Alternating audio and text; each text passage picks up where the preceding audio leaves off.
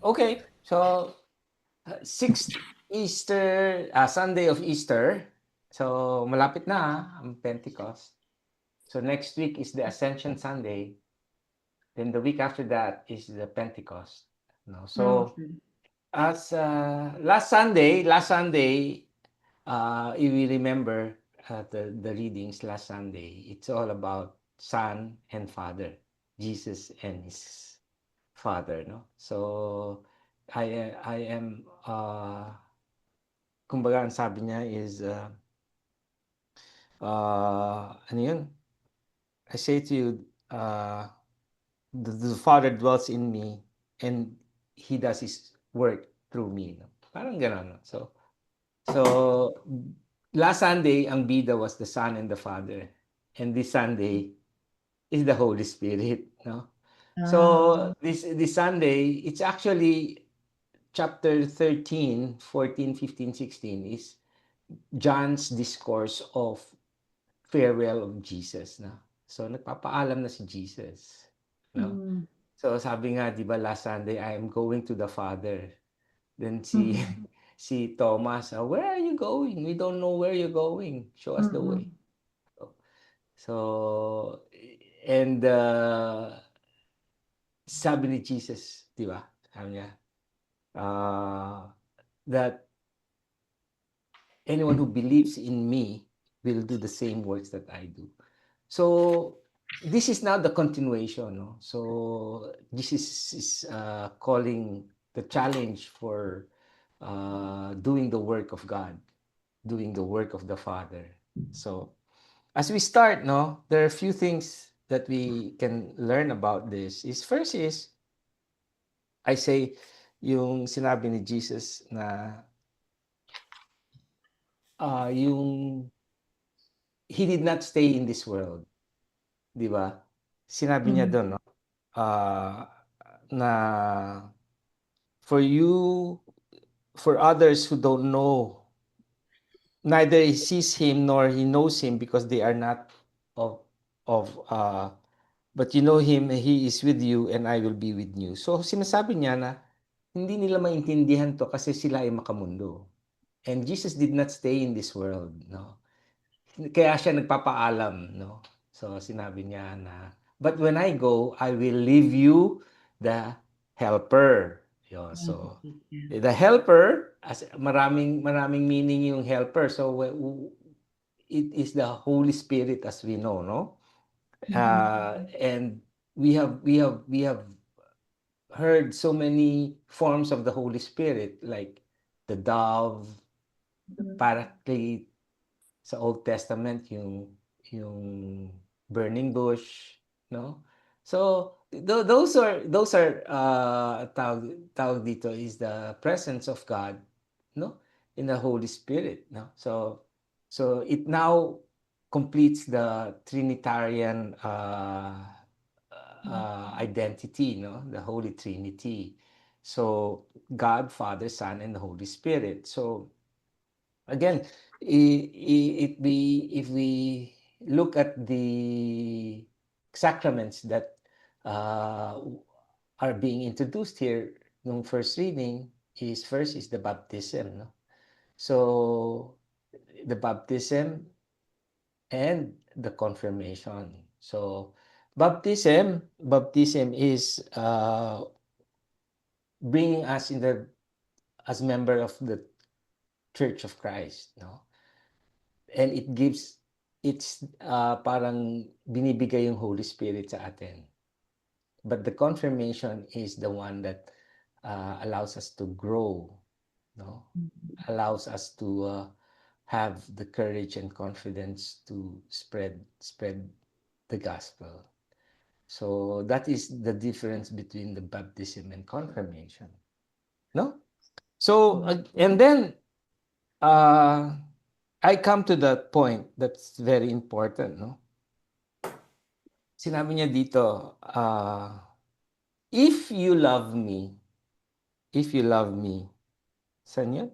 Verse 15, no? If you love yeah. me, you will keep my commandments. So, there in the second reading, di ba? sabi ni Saint Peter, now, bless the Lord Christ in your hearts. Put Jesus Christ in your hearts, di ba? So that is if you love me, no? So it's not something like a feeling lang, no? Love is not a feeling here, no? It has to be internalized. Kaya sabi nga nito, loving Jesus Christ is having a relationship, no? So, ang sinabi niya dito, first thing is keeping the word of Jesus, no? Meditating on them, putting them into practice. So that's one. Next is then the Holy Spirit, whatever we ask from him will be granted through the Holy Spirit, no? And then finally, we are asked to do the same things that Jesus did. So here it tells us na yung mga ginagawa ni Jesus na evangelization, proclamation of the gospel, kasama sa ating responsibility as a Christian, no? As a baptized Christian, because we are already part of the church. So it doesn't mean all glory. There is also the suffering part, no? So whatever Jesus suffered, maybe we suffer it as well, no? Because in the name of the preaching of the gospel, in the name of the gospel. So even if sabi nga ni Saint Peter, no, you have to put your conscience clean. Kailangan malinis yung conscience niyo so that kung may basher kayo or may nag-slander sa inyo, alam nila yung totoong pagkatao mo. So no one can deny of that, no? So and it is living Jesus in our hearts. So it is the way you do, the way you act, the way you say, the way words you say. So people see Jesus in you. So then again, it doesn't excuse you from all the sufferings of defending the faith. No? So marami kayong may experience, no? Those who will put you down. But again, this is the Holy Spirit helping you, what to say, helping you to defend the faith. So that's why we are, kaninang sinabi ko is yung Holy Spirit is the helper in this context, no? It helps us. It helps us what? To live Jesus in our hearts, for us to be able to understand the word, the gospel, the teachings, and through it we live a life that is holy and pleasing. So that is the work of the Holy Spirit, no? And it is all not coming from ourselves, but because we love Jesus, that's how it is to keep his commandments, So when we keep it, we don't just hear it, we don't just read it, the understand it, but kailangan may challenge, di ba? So kaya kanina tinatanong ko, ask the Holy Spirit what gives you need to proclaim. So kung meron kang, for example, meron kang inhibitions or meron kang galit-galit, hindi mo ma-proclaim yung gospel, then ask for the gift of fortitude, no? And the courage for you to approach. So to be knowledge, to know what you need to say. So depende kasi ang gifts, no?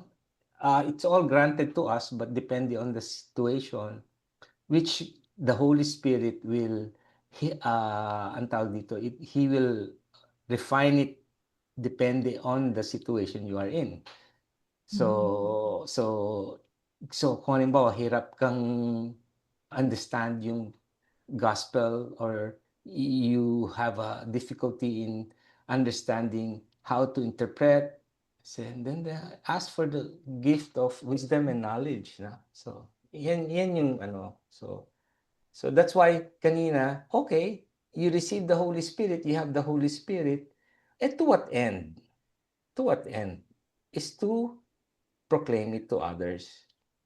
So, it doesn't stop sa atin, 'di ba? Hindi yun nabigyan ka nga tapos hindi mo naman ibinibigay sa iba. So that is not how Jesus lived here, no? Sabi nga niya dun, love, I give you a new commandment, love one another as I have loved you. So that they will know that you are my disciples. So if you know how Jesus loved, then that is how we should love others. So yun yung ano, that's I think the message is again, the Holy Spirit will help us to put Jesus or have Jesus in our hearts, to follow his commandments so that we can proclaim the gospel to others. Yan. Okay, yun lang. Putting it all together, no, from what we have read. Okay. Thank you. Right. Thank you, Yun lang. Brother Ronald, for that inspiring